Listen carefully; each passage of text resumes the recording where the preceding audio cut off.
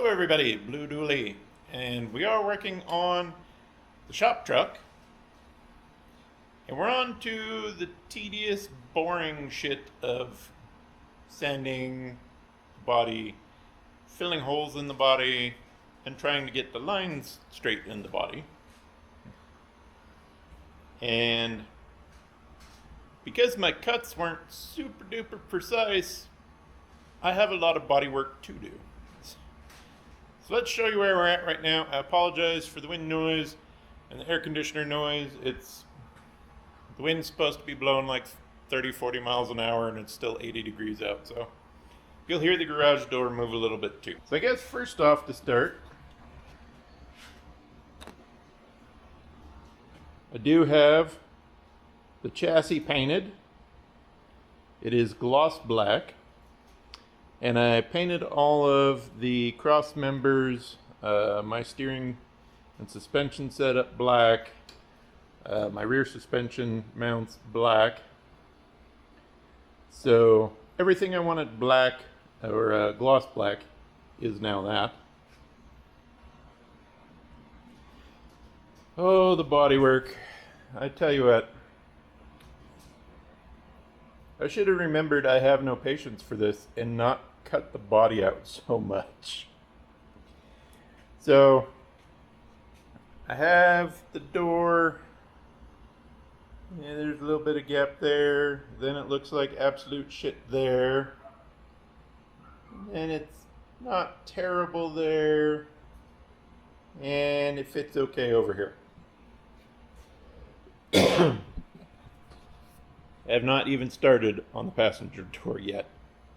I've just been mucking around with the driver's side door. So the pillar is straight. So I need to fill in here. And thankfully this is a straight piece, so I'll just build up a lot of filler and then I can just put the file on it flat, file it straight, and then that'll get me where I need to be. But this part, the bottom, a little weird right there, but the rest of the door fits pretty good. I also trimmed out the wheel wells on the bed a little bit. So I need to get the front and back here just a little bit more. And I am going to sand the inside of the fender a little bit just to get myself a little more tire clearance.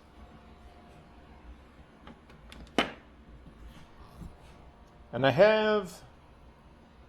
kind of got a little too aggressive with the Dremel here, so the cowl will need a little bit of putty love too, as well. So the other thing I noticed is I tried to follow the hood line, the groove, where the hood was. And this side is a little better than this side, but this side it kind of bowed. I'm not sure why. But we can...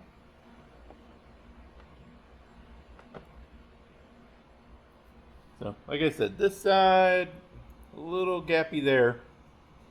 But not too bad up around here, around the front of the hood. This side, well, you can damn near see the left Jeep. There's so much room. And then, like I said, I got a little too aggressive in spots with the Dremel on the cowl. So that's kind of where we're at on the body. I just have to fill and sand and at least make my lines a little straighter and more presentable, because right now, well, it looks like shit. I should mention though, pop the hood out here.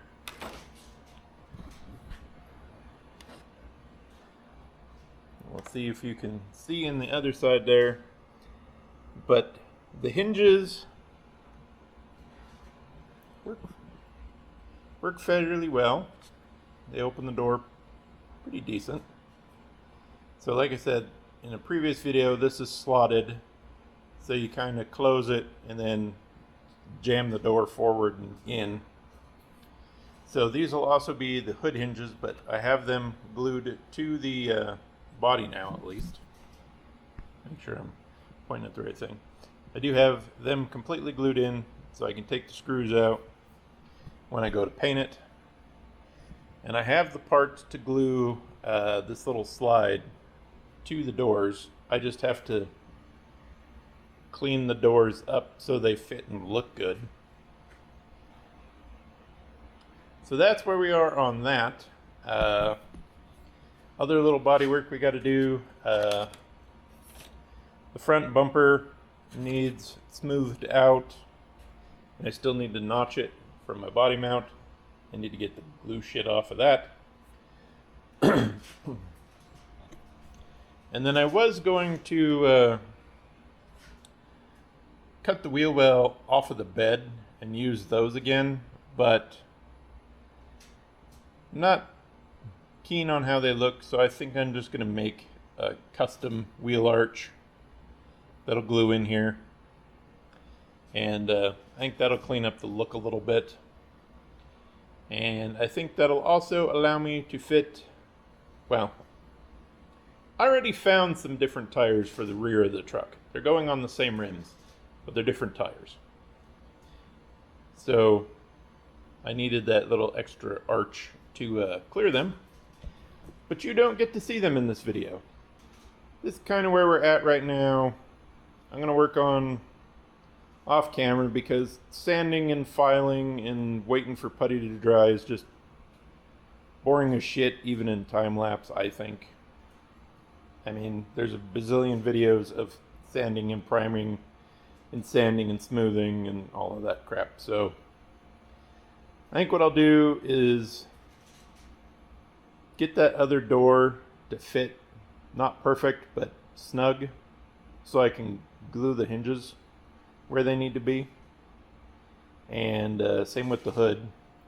I'll get the hood fitting a little better, and then I can at least glue the hinges in place, take it apart, and then do my the rest of my body work. We'll probably take the cab in later in the video, and we'll kind of cut out the carpet, I guess, and then we need to cut out the seat foam. So we'll do that in this video. But like I said, I'm not going to show a ton of body work because it's tedious, it's not entertaining, and I just don't want to film it. So I want to take my time and really clean it up good so the doors fit nice.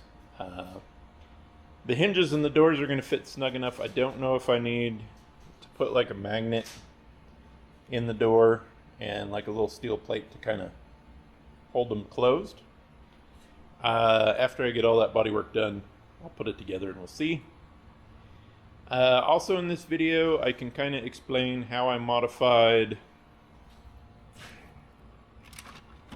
a RC four-wheel drive R4 scale transmission to take a different pinion gear, because stock it only takes a 14 tooth pinion, and it's so ridiculous how easy it would have been for them to just move the spur gear closer to the motor so you could run a normal pinion gear. It's absolutely obnoxious that they force everybody with that transmission to run one pinion gear. So that's where we're at on the body. I'm going to get more work on that done. So the chassis is painted. Motor transmission installed. And we're kind of working on wiring a little bit. I know that it might look like this is going to rub up against the U-joint, but it does not, because once the battery's plugged in, it'll kind of pull it away anyways. I just have it zip tied to this cross member. All the wires from the Fusion are zip tied to the motor mount here, or transmission / motor mount here at the front. So the on-off switch is going to go probably up on the fender, and then the receiver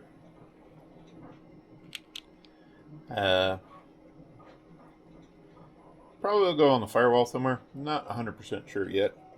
Where?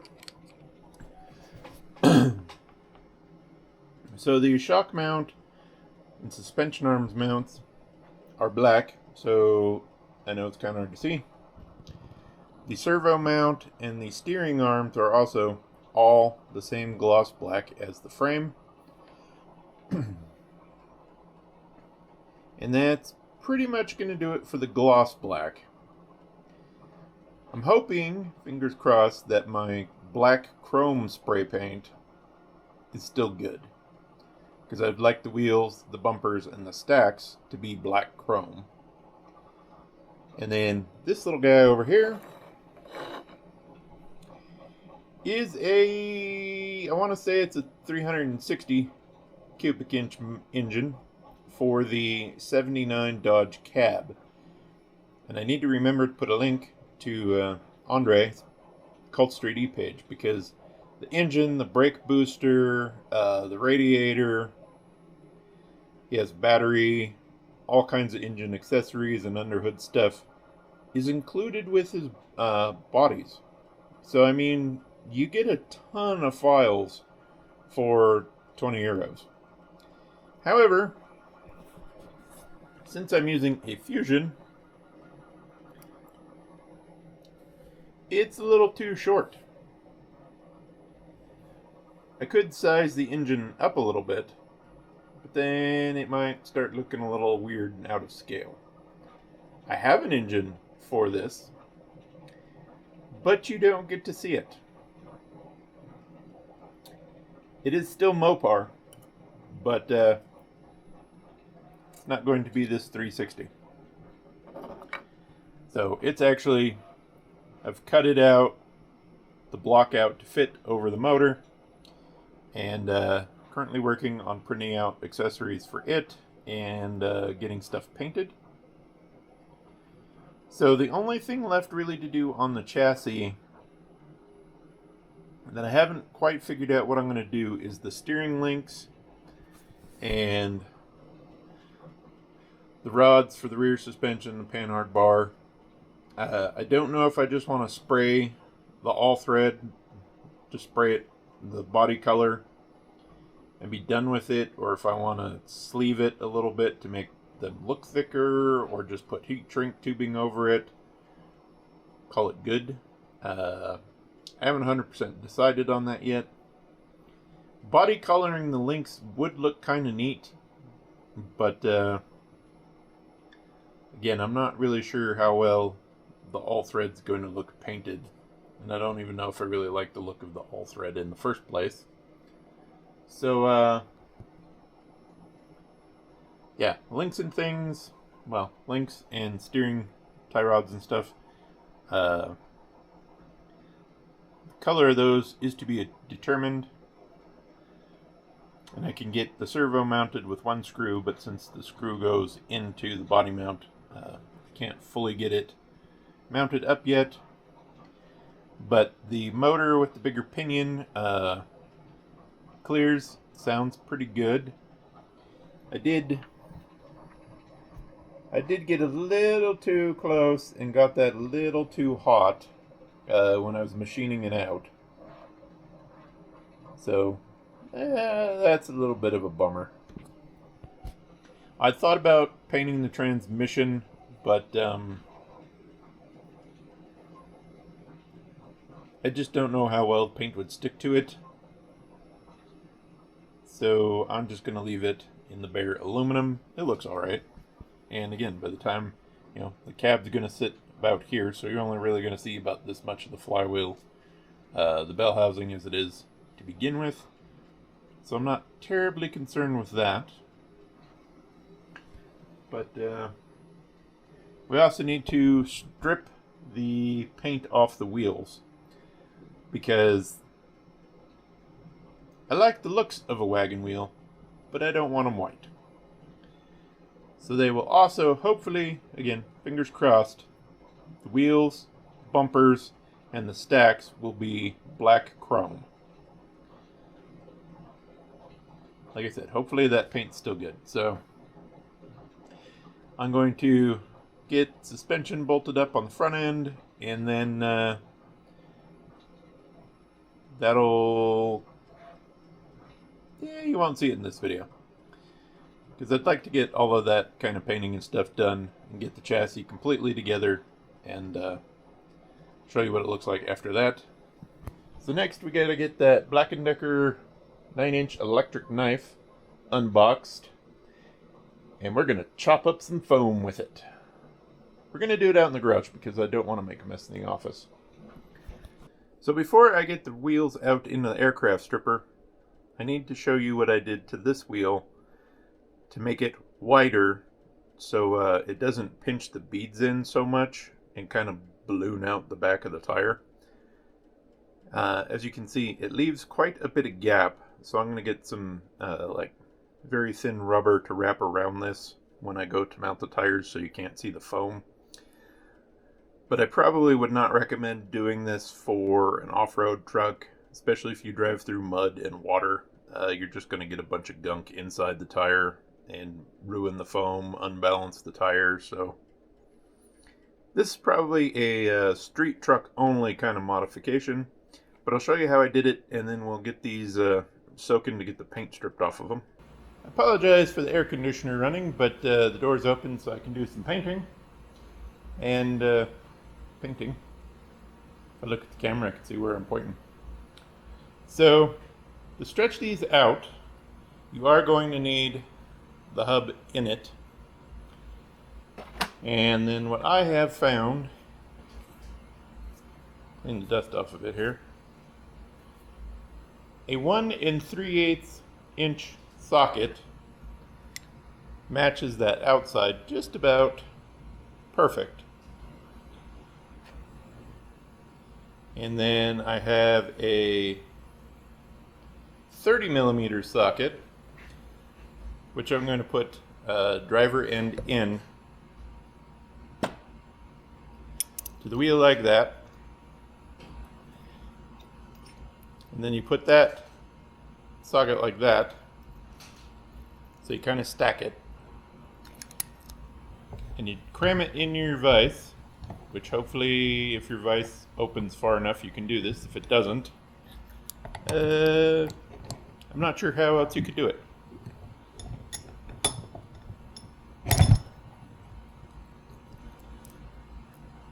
It's also very tricky to line everything up, especially when the hub fall off.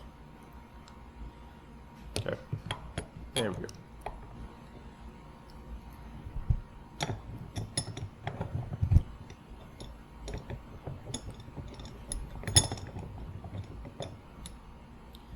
Okay, I unscrewed it too far. There we go.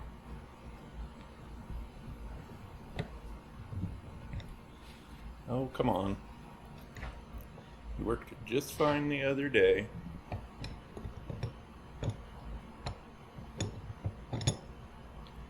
Actually, that did completely unscrew out. How did I do this? Maybe I used a smaller socket. Okay, I found a slightly smaller socket. So you just kind of want to make sure everything's lined up.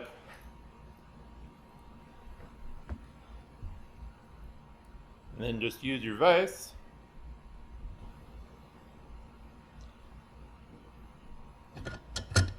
Press it.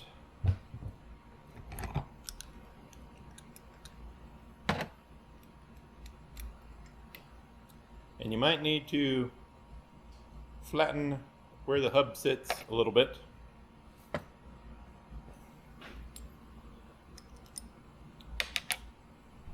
But you also want to make sure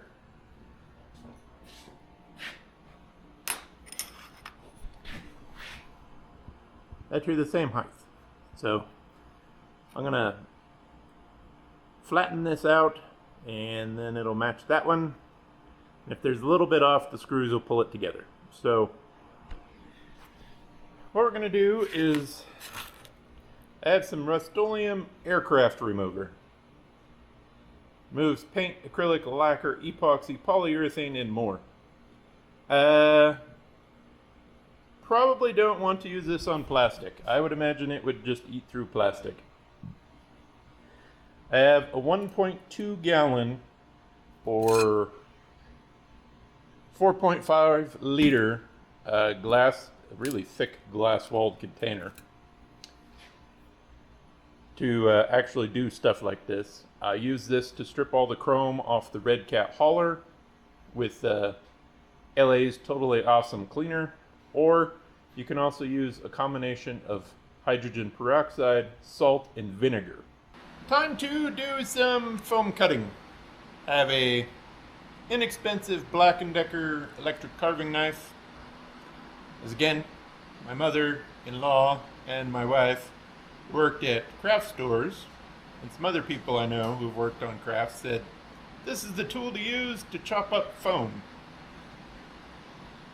We're gonna find out, but they still all have their fingers, so I'm guessing it works pretty good. And we'll get you in here, maybe. So these square panels on the back of the cab are what I'm kind of measuring off of, so I'm just going to go from the outside of this one to the outside of the other one to give me my seat width measurement. And that is 6 inches and an eighth. I'm not doing the math to convert that to metric, sorry. So we have some polyfoam, 3 inches thick by 22 by 22. Non-allergenic, breathable, durable, and washable. Because, you know, we might need to wash the interior of the truck. Okay, I'm not going to take the whole thing out. I think we'll just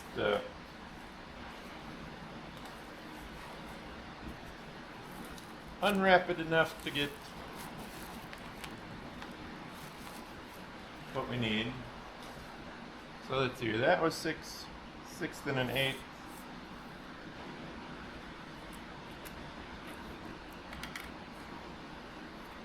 That'll be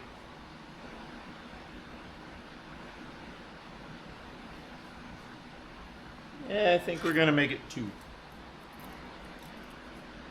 Scooch the cab out of the way for a second. Got my silver Sharpie, which should be good to mark on white foam.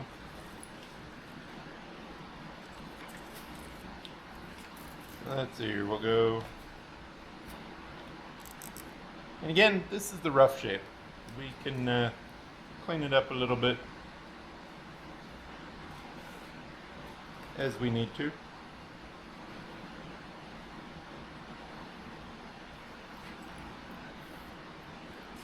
We need 6 and an eighth.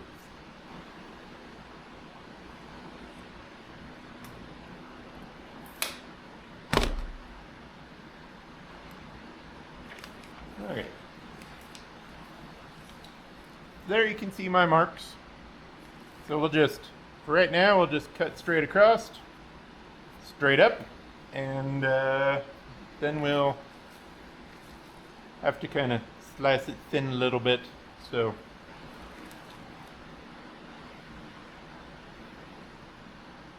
just realized I measured, no, I'm thinking thickness is what I measured, but I didn't measure thickness, I measured bottom. So. Alright, let's do some safety glasses. Because again, I don't know how well this is going to work or not. Disengage the safety lock. You know what? Helps if you plug it in first. Let's plug it into where the fan is. Wacky with the cable. Okay. And I guess we'll just get cutting.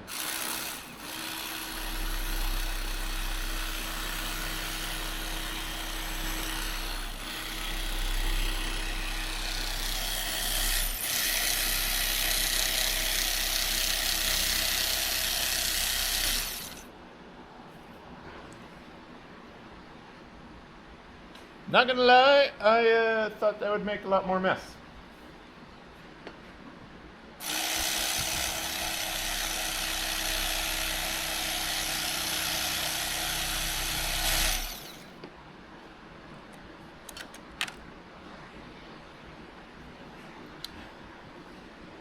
Yeah, I was expecting much foam flying all over the fucking place.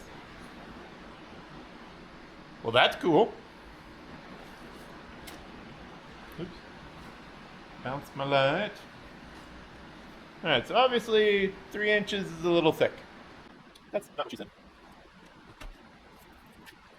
You need to make it just like an inch and 1/8 tall. Come on. Come on. Right, so I need it that way, not this way. See?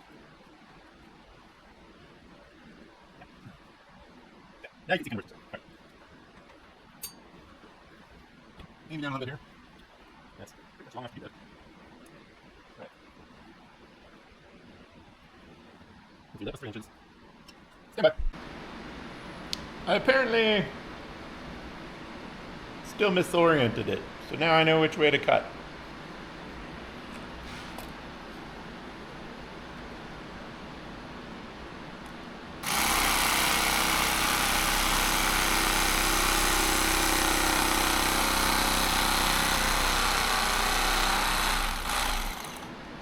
Aha! There we go. Now we know how thick the seat needs to be.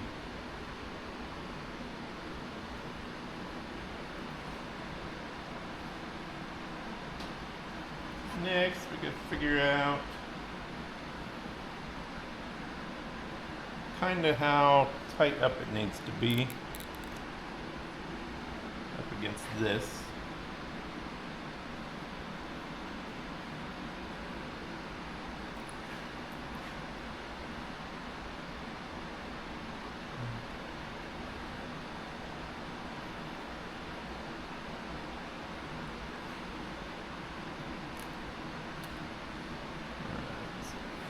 Now what we're going to do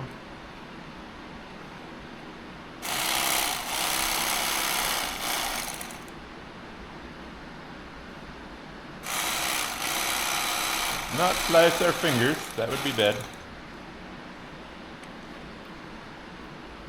Alright, so then we come here.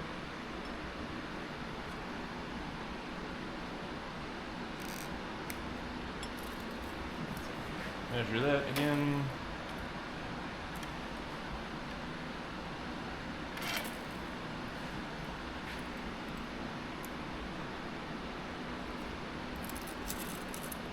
So that's the back.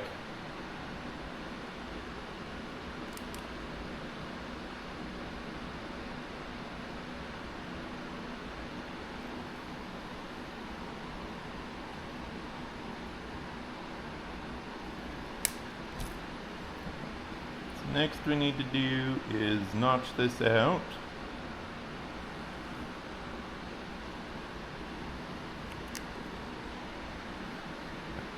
We actually almost made it the first try.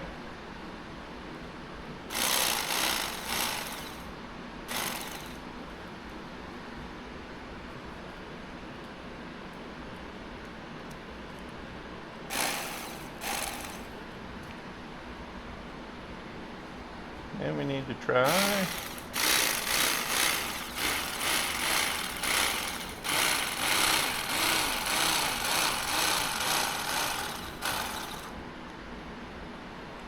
aha! So that's what we end up with. Because this is actually going to go around it, and then I will cut a thin piece to put on top.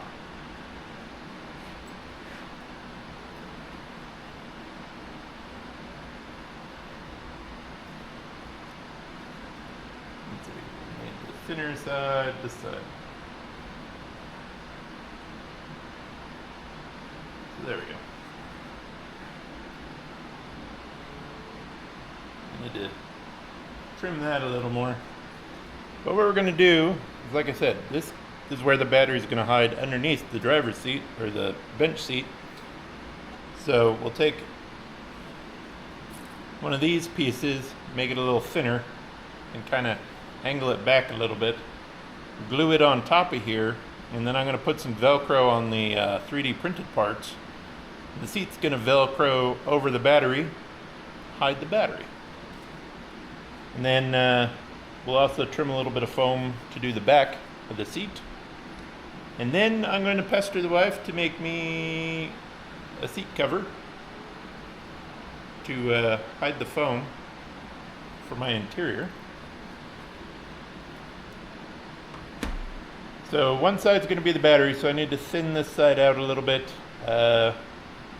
round my corners off a little, but there you go. Not actually much of a mess at all with this thing. So I'm going to continue trimming up some foam. The engine that's covering the Fusion is currently gluing some of it together, some of it's still getting painted, some of it still needs to be printed out. So working on that off camera, and you'll just have to see what engine gets put in this truck once we get a lot further along on it. So I still have a lot of filing and sanding and filling to do on the cab. The wheel wells, I get measured up tonight so I can get those printed out as well. So that's going to do it for this video. I'm going to keep doing tedious stuff off camera because it's not entertaining to me, but cutting foam with this thing's kind of fun. So as always, the only support I need is just click that like button and the subscribe button so you can see more of this truck as it gets done. We will get on the snowplow again, of course. We have CXT to rebuild, lots of stuff coming up on the channel. And if you do want some Red Cat stuff, I do have an affiliate link to Red Cat down in the description. I will put the link to the cab I'm using on this because I forgot to in the last video. I apologize. And so you can click that to see the other bodies this guy makes. Andre has a lot of cool rigs. And we'll catch you in the next video.